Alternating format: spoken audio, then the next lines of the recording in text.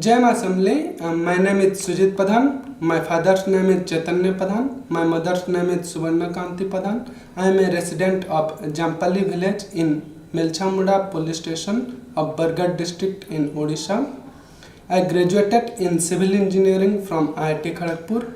From there I got placed at CRISIL Limited where I worked for 21 months.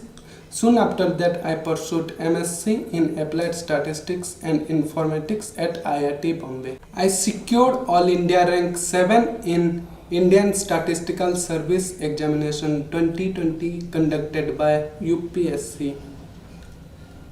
ये मेरा पहला attempt था और मैं इसमें सिंगल डिजिट रैंक लाया, इसलिए मैं बहुत खुश हूँ।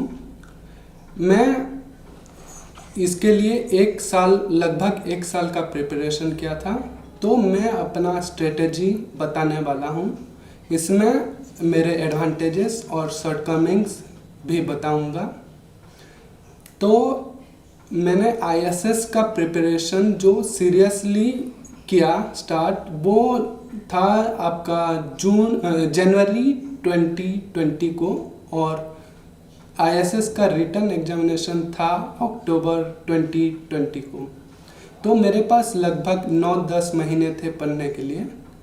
तो इनिशियली 2-3 महीना मैंने जनरल स्टडीज़ पे फोकस किया, जो कि एंड मोमेंट पे पढ़ने में प्रॉब्लम हो सकता था, क्योंकि उस टाइम अगर मैं जनरल स्टडीज़ पे फोकस करता तो मेरा ये डर था कि मैं स्टैटिस्टिक्स पे ज़्यादा फोकस ना कर पाऊँ। इसलिए मैंने जनरल स्टडीज़ का जो भी प्रिपरेशन था वो मार्च महीने में ख़त्म कर दिया था। उसके बाद मैंने अप्रैल के महीने से, वैसे जनवरी टू मार्च में 50-50% स्टैटिस्टिक्स और जनरल स्टडीज़ पे किया था।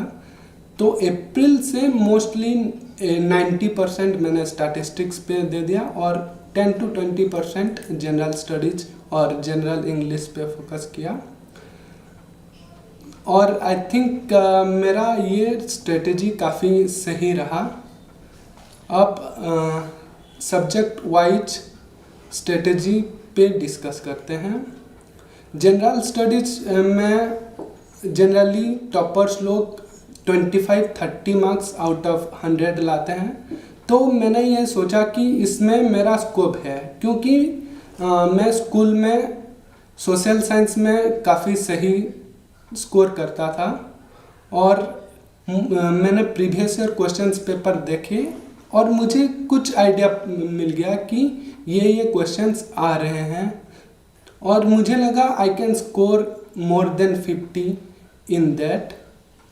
और जनरल इंग्लिश का भी वही ठीक ठाक था, मतलब आई एक्सपेक्टेड कि मैं 40 मार्क्स के करीब स्कोर कर सकता हूँ। और पेपर 1 पेपर 2 का तो वो ऑब्जेक्टिव पेपर्स हैं, और मैं लगभग 10-11 साल से ऑब्जेक्टिव पेपर्स देते आ रहा हूँ। तो ऑब्जेक्टिव पेपर्स में मेरी उतनी प्रॉब्लम नहीं हुई थी। सब्जेक्टिव पेपर 3 में उतना ज़्यादा एडवांटेज नहीं होने वाला था, क्योंकि वो थोड़ा डिफ़िकल्ट रहता है और जनरली 80-100 मार्क्स जाते हैं।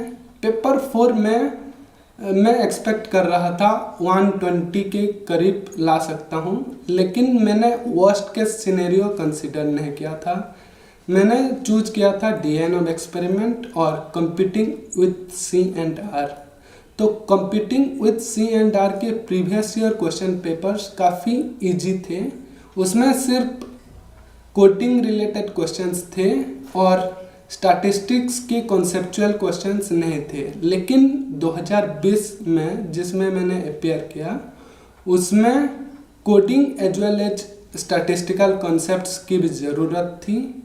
उसी वजह से मुझे वो वाले पोर्शन अटेम्प्ट करने में थोड़ा प्रॉब्लम हुआ, और पहले 5 से 10 मिनट रिकवर करने में लग गया। फिर मैंने सोचा मैं डिजाइन ऑफ एक्सपेरिमेंट पे फोकस करूं, और उसी का ऑलमोस्ट सारे क्वेश्चंस अटेम्प्ट कर दिए।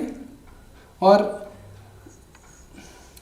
कंप्यूटिंग विथ C&R में सिर्फ मैंने 30 या 40 मार्क्स का अटेम्प्ट कर पाया। अगर मैं वर्स्ट केस सिनेरियो कंसिडर करता और कोई किसी दूसरा सब्जेक्ट लेता instead of computing with C&R, I could have scored 30 more marks.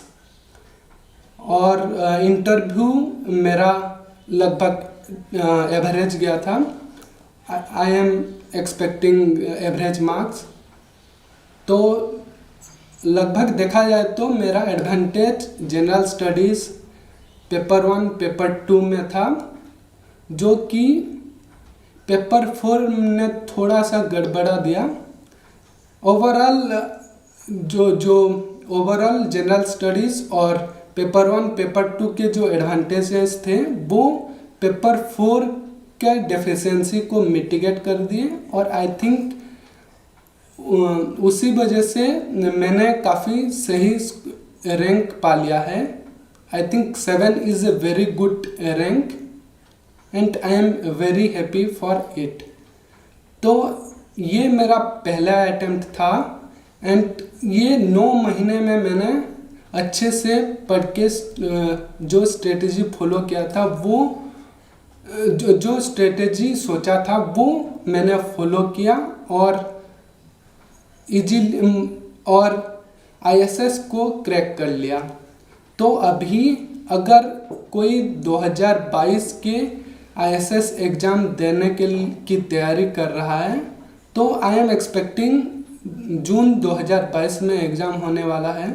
तो अभी आप नवंबर दिसंबर तक थ्योरेटिकल सब्जेक्ट्स एक बार नोट डाउन कर लीजिए।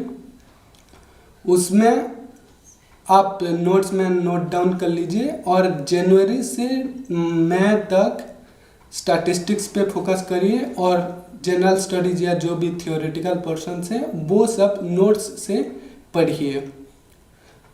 अभी मैं बुक्स रिकमेंडेशन के बारे में बोलने जा रहा हूँ। पेपर 1 पेपर 2 का जो बाइबल कहते हैं वो है fundamentals of mathematical statistics. It is a very important book for probability, statistical method and statistical inference. बाकी जो सब्जेक्ट्स हैं जैसे numerical analysis, official statistics, linear models, इनका और कंप्यूटर का इनका कोई स्टैंडर्ड बुक नहीं है। मोस्टली मैंने गूगलिंग करके पढ़ा और कुछ मटेरियल्स मेरे कलीग्स ने प्रोवाइड किया। और जनरल स्टडीज़ के लिए मैंने हिस्ट्री पोर्शन के लिए ओल्ड NCERT बुक्स फॉलो किए। For geography I followed new NCERT class 11 and 12 books, and for economics I solely focused on current affairs, and in politics I referred to specific topics of Laxmikanth. तो ये था मेरा books recommendation.